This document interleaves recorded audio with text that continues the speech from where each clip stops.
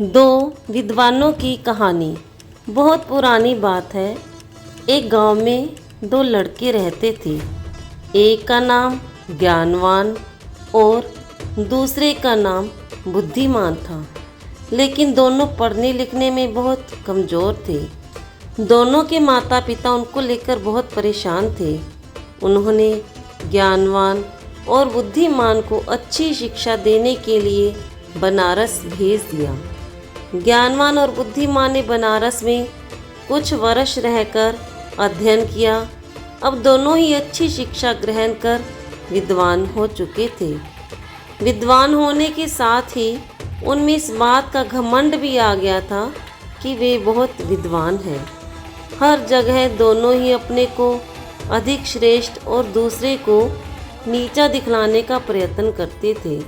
दोनों को कई बार उनके शिक्षकों ने इस बारे में समझाया, किंतु दोनों अपने को ही श्रेष्ठ समझते थे। शिक्षा खत्म होने के बाद दोनों को बनारस से अपने गांव वापस लौटना था। रास्ता बहुत लंबा था। चलते चलते उन्हें रात हो गई और उन्होंने एक गांव में अपना डेरा डाला।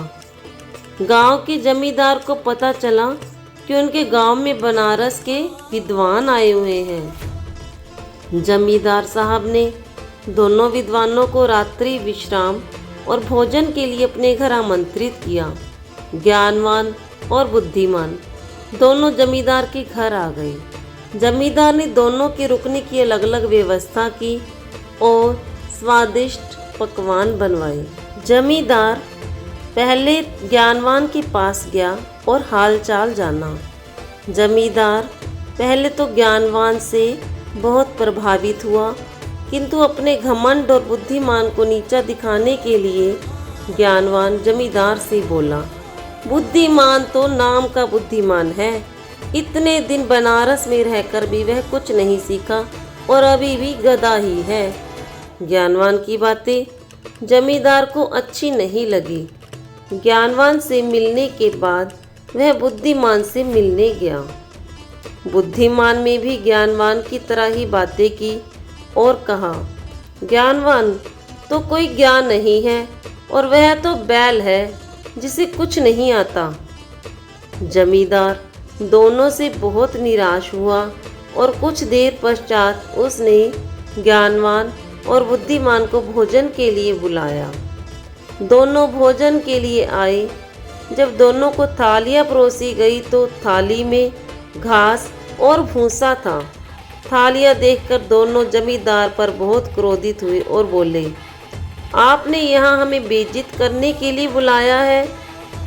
क्या हम कोई जानवर है जो आप हमें भूसा और घास खिला रहे हैं? जमींदार हाथ जोड़कर बोला, मान्यवर, आप विद्वान हैं और मेरे मेहमान हैं। मेरा उद्देश्य आपको बेइज्जती करना नहीं है। आप दोनों ही विद्वान होकर एक दूसरे को बैल और गधा बोल रहे थे, इसलिए बैल और गधे को जो भोजन पसंद है मैंने आपको भी वही भोजन परोस दिया। जमींदार की बात सुनकर ज्ञानवान और बुद्धिमान को अपनी गलती का एहसास हुआ और दोनों ने एक दूसरे से क्षमा मांगी और जमींदार को धन्यवाद किया। जमींदार ने भी दोनों को स्वादिष्ट पकवान खिलाए और दोनों की खूब आवभगत की। शिक्षा कोई कितना ही बड़ा विद्वान क्यों ना हो, अगर दूसरे को नीचा दिखलाने का प्रयत्न करता है तो उसे भी नीचा देखना पड़ता है। Thanks for watching.